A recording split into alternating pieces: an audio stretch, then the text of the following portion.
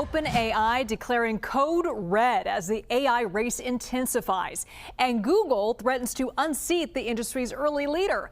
According to a report from the Wall Street Journal, OpenAI CEO Sam Altman told employees the company must focus on improving ChatGPT, pushing all other products to the sideline to address the threat.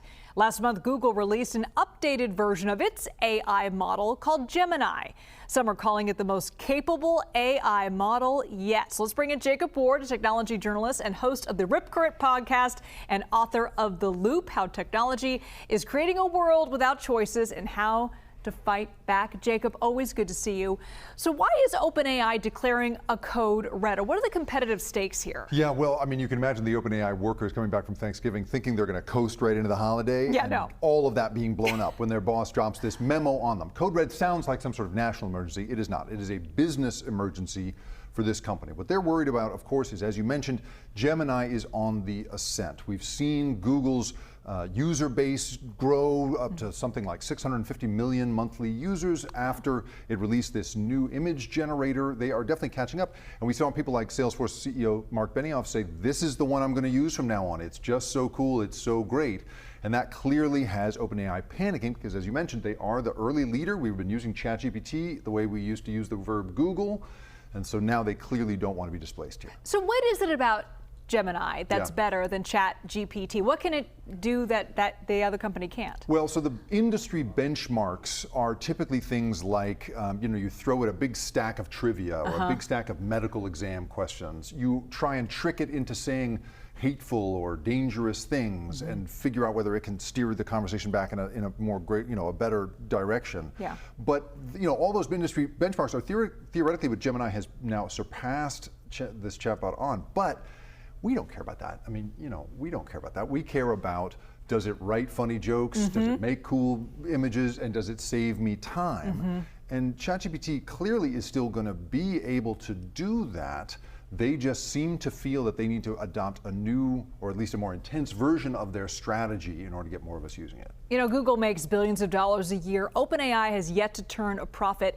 If money is the issue for OpenAI, why not focus on something like ad revenue, something we know will make dollars? That's right. I mean, the projections are that OpenAI can't even turn a profit till probably 2030. They're talking about spending more than $1 trillion on infrastructure. So how they're going to get there is not really clear.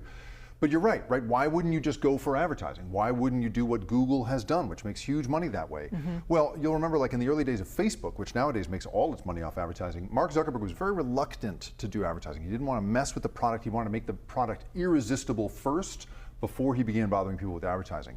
What you hear in both the code red memo language that the Wall Street Journal obtained and in all of the public pronouncements is that what they really want is personalization and emotional attachment. They want ChatGPT to be a thing that you just can't help but use on a psychological and emotional level. It feels to me like that is what they're trying to do for all of us, is make us so hooked on this product that we can't help but look at the ads when and if they introduce those. So he seems to feel, Sam Altman seems to feel that he needs to go hard at that before he distracts anybody from anything else.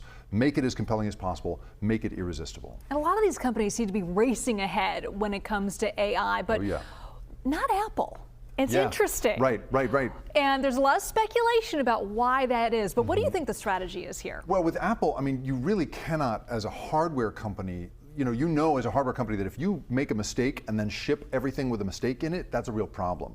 In software, that's not the problem. Software, you can ship tons and tons and tons of a broken thing and fix it over time, no problem.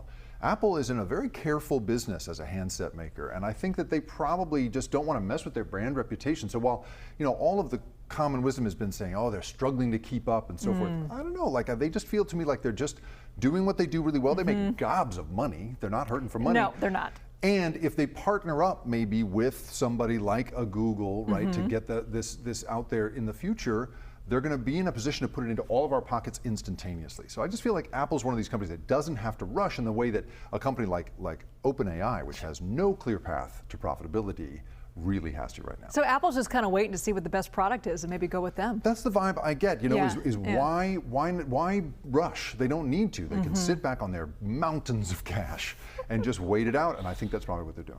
Jacob Ward, thank you so much. So good to see you. Appreciate it. Happy holidays. Thanks a lot.